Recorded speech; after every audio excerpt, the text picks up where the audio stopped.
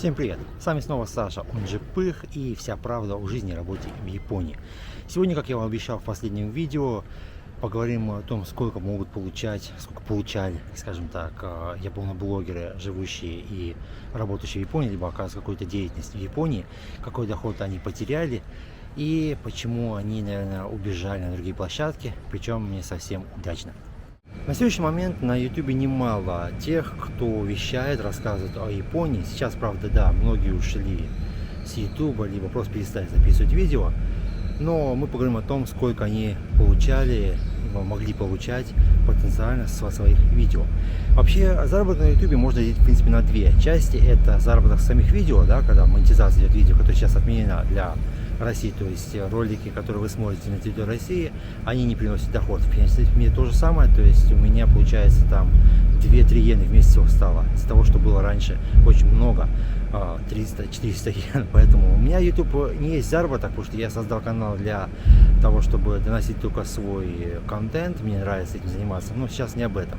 Так вот, с 1000 просмотров, в принципе, я получал порядка в среднем от 250 до 350-380 иен. Соответственно, если миллион просмотров, то можно получать в среднем, да, 350 тысяч иен. А таких блогеров, ютуберов, которые имеют такое количество просмотров, немало. Их 5-6 человек точно найдется. Причем у некоторых даже по 7-8, было по 10 миллионов просмотров в месяц. Здесь понимаете, что там доход не маленький. Если вы правильно расставили рекламные паузы, да, в видео, если вы правильно вообще расставили их, если их поставили, да, правильно монетизировали своих видео, то там доход довольно-таки не маленький. И, соответственно, если вы их не пускаете сейчас видео, то дохода его нет. Поэтому ряд блогеров ушли на англоязычный контент, как они сказали, но там я уже об этом рассказывал, нет смысла, там конкуренция больше, чем на русскоязычном контенте, да, поэтому смысла туда соваться я не вижу. Что касаемо второго момента, который может позволять заработать на YouTube, это видео вставки, да, видео, либо просто словесное упоминание кого-то, то есть реклама других каких-то предприятий, может даже блогеров. В среднем здесь цена идет у японских блогеров порядка 50-60 тысяч йен. Я узнавал, я связывался с рядом блогеров, причем, знаете, интересно, так была переписка. Я спрашивал, да, сколько можно и вообще сделать, говорят, да, конечно, никаких проблем. И когда в конце ты говоришь, что у меня канал о Японии, они так правильненько сливаются, говорят, а нет, извини, о Японии будет не то. То есть я сам о Японии, поэтому иди ты куда подальше. В принципе, в таком смысле, ну вот понятно, ничего нет. Причем один блогер мне даже, знаете, потом через неделю написал, а скинь-ка ты мне ссылку на свой канал, я посмотрю. Я ему сказал, а зачем тебе уже это? Спустя неделю, зачем мне твое мнение о моем канале? Поэтому извини, прощай. Ну вот, чтобы вы понимали, да, то есть 50-60 тысяч йен за вставку, причем получается так, что неважно, 50 тысяч подписчиков на канале у того блогера, либо там миллион, все просят такую сумму. Понятное дело, что отдача, если у тебя видео просматривает, да, 50 тысяч просмотров, либо видео, где тебя просматривает миллион, она разная.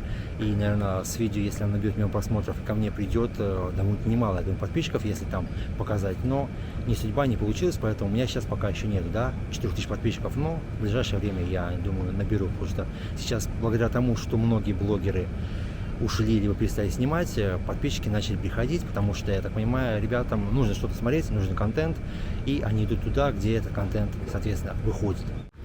Вообще, если мы говорим о заработке блогеров, ютуберов, то надо понимать, что не все из них имеют официальные доходы, официальный источник дохода, официально работают. И многие об этом скрывают, да, говорят, что там занимаются бизнесом, хотя непонятно, каким там бизнесом вообще занимается, либо есть он вообще. Понятное дело, если, допустим, у вас видео, да, в месяц набирает в общей сложности миллион просмотров, получает 300 тысяч йен где-то, да, может чуть меньше, то, в принципе, на эти деньги можно спокойно жить в Японии. Если больше, то еще лучше. Я вам говорю, да, что вот есть те, у кого там набирает и по 10 миллион просмотров в месяц, соответственно, там доход довольно-таки существенный, и на эти же деньги, в принципе, можно уже не работать. Но в данном случае, конечно же, нужно, чтобы у вас была соответствующая виза. То есть, если есть Эйджикен, либо супружеская виза, то жить можно, а если нету, то нужно официально работать, соответственно, нужна рабочая виза.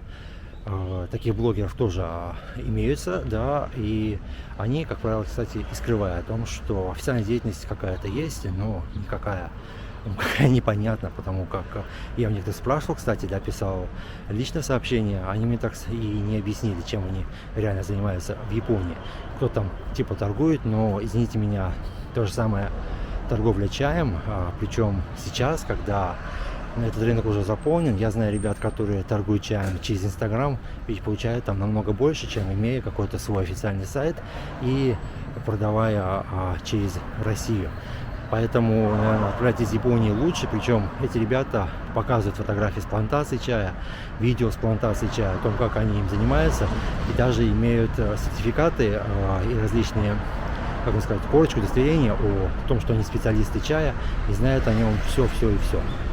Если говорить откровенно о моих доходах с YouTube, то за все время, что я на YouTube, за все время, что я монетизирую видео, получал с них доход, и в общей сложности я заработал порядка 45 тысяч йен. Это мало, но и цель у меня не было для того, чтобы заработать. То есть, в принципе, эти деньги я потратил там на какие-то развлекалки с женой, и я не парился в том, чтобы покупать какие-то там технику, еще что-то. Это развлечение для меня, это больше хобби, и доношу я контент как раз таки просто так, и мне было достаточно дохода с монетизации, я не просил донат, в отличие от других блогеров, которые сейчас убежали, да, на различные площадки, там Patreon, там еще что-то, и просят донат. Сейчас они стримят, потому что за счет стрима как получать какой-то доход, ведь монетизация ничего не приносит. То есть откровенно и понятное дело, что в данном случае канал был создан для того, чтобы заработать. И можно говорить красивые слова, что да, я там делаю все для вас бесплатно, а потом появляется пост, когда говорит человек, что заплатите мне немножко, я сделаю классное видео, заплатите мне чуть побольше, я поезжу по Японии, сниму еще больше видео. Такие аферы я знаю, некоторые блогеры, которые, кстати, сейчас молчат, этим занимались, собирали миллионы, пытались собрать миллионы, и в результате эти миллионы не были собраны, но и деньги не были вернуты тем, кто их дал на то, чтобы сняли видео путешествия по Японии. Такие аферы я собирать не собираюсь, масло масляное. Такие аферы я делать не собираюсь, они мне не нужны. И делаю контент как раз таки я, да, то есть для того, чтобы показать свое творчество, что-то снять, рассказать и тем самым, наверное, показать вам ту Японию, которую вижу я, потому что у каждого блогера она, естественно, своя, но тех блогеров, которые привирают, приукрашивают и порой вводят в заблуждение своим видео, я откровенно не выношу, потому и пишу им периодически комментарии, благодаря чему меня банят на каналах, меня удаляют, посылают и так далее и тому подобное, но я не отчаиваюсь и продолжаю это делать.